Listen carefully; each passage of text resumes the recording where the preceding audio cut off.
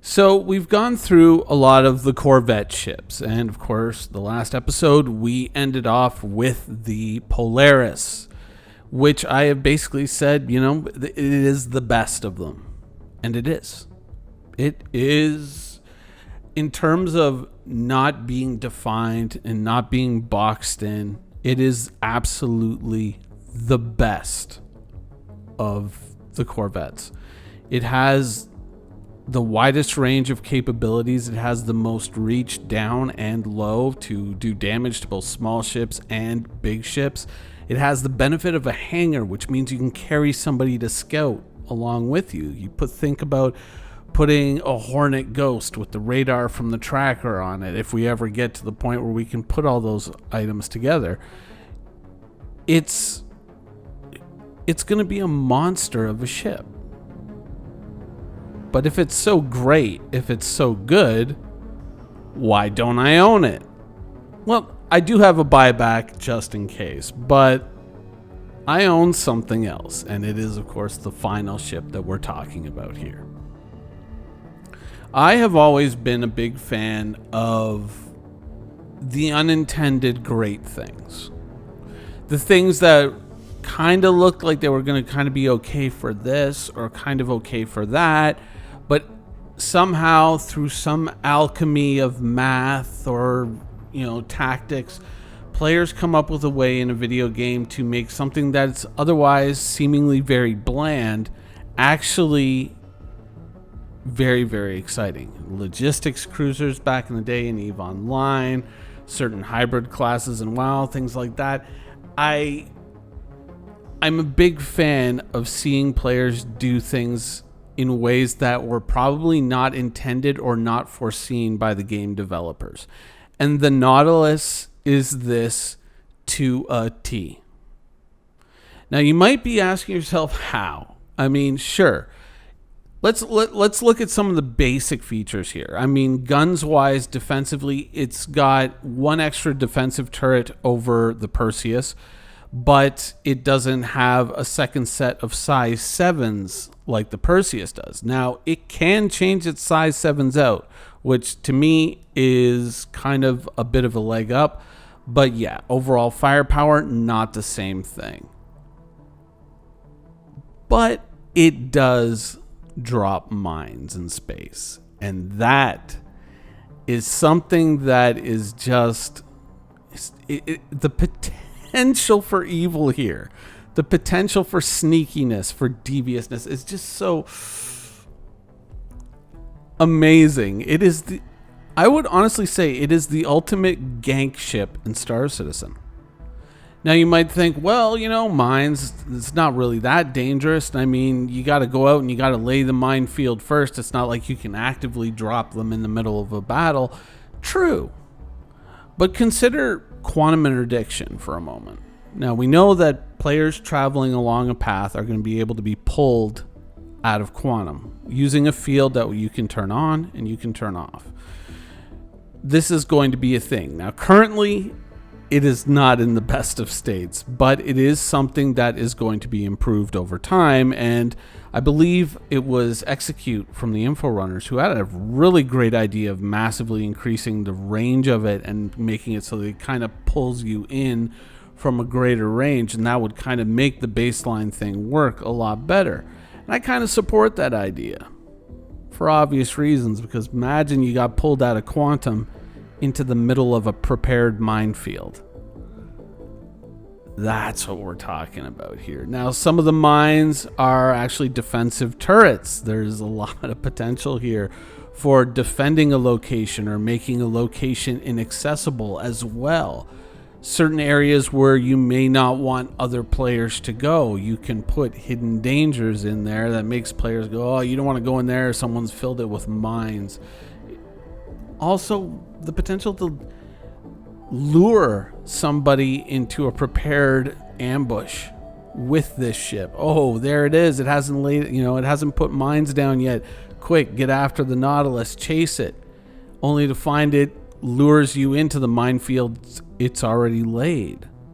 Now, before we get too much into what I think is possible or what could happen, what could be the negative consequences for the Nautilus in the future, I do want to point out one other thing with this ship that I think is a very strong thing before we get into the negatives.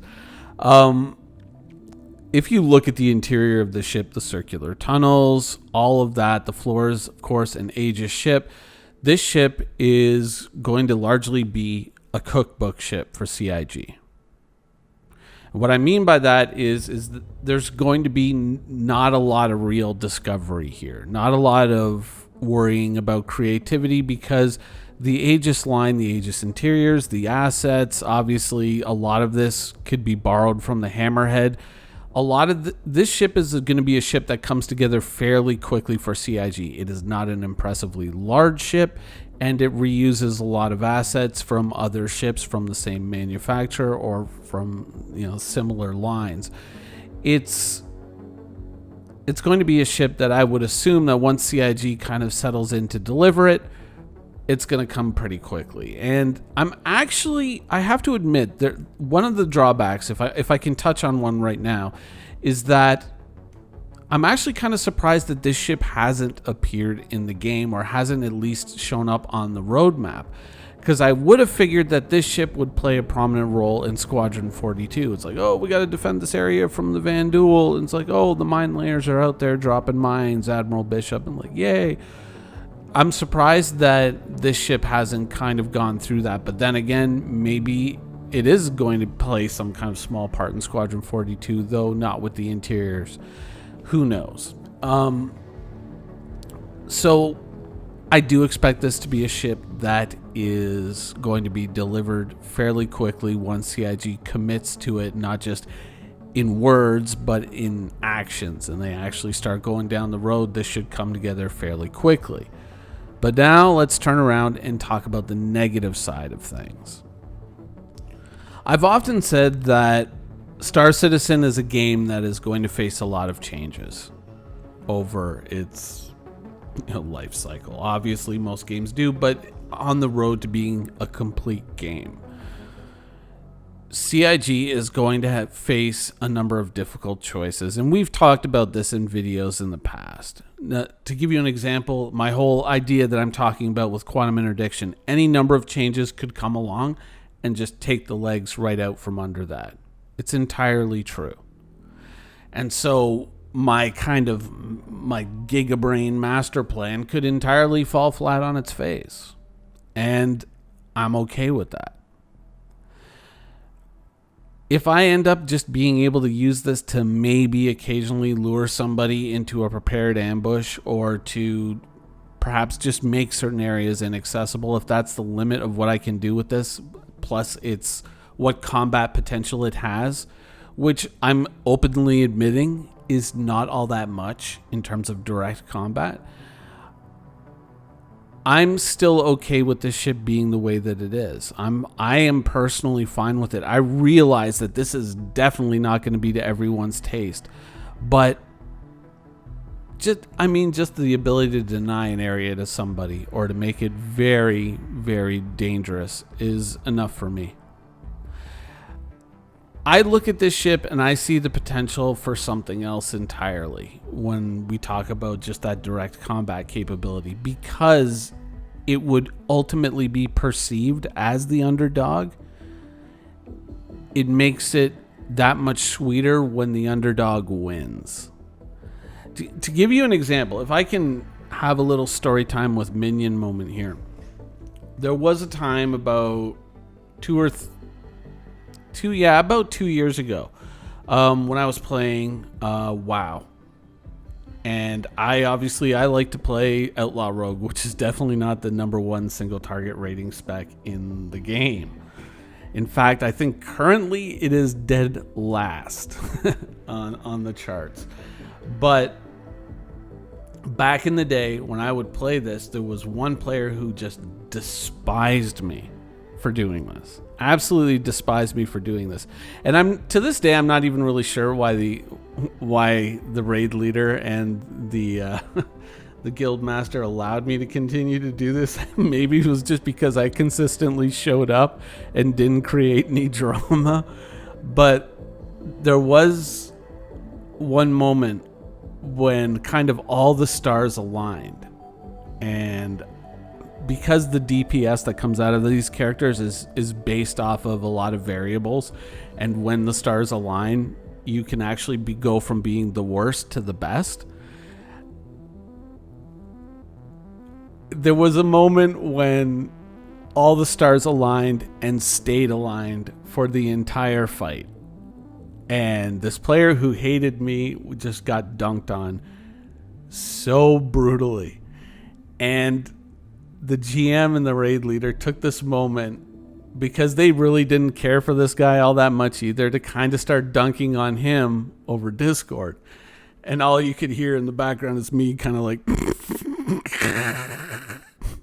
but, you know, trying to be... but not really. Not really trying to not laugh at the guy. I was, but I was, you know, just giggling. But that's a really great moment when you do an unexpected thing, when you succeed unexpectedly, when already all the cards are against you. That to me is where I kind of become one of those players who says the aesthetic is more important than the function. And that's why I say I can understand what these people are the point that these people are trying to make. When they say, no, this ship speaks to me, and on some level, I get it. I understand it. I'm just saying, always know that you will be paying a cost. I go into this knowing I will be paying a cost. I go into this knowing I will have the weaker hand of cards. But I do that because I also know that makes the win that much sweeter. Thank you for watching. So if you want to keep up with the latest and greatest in Star Citizen and Squadron 42's development, please follow us on our social media channels. See you soon.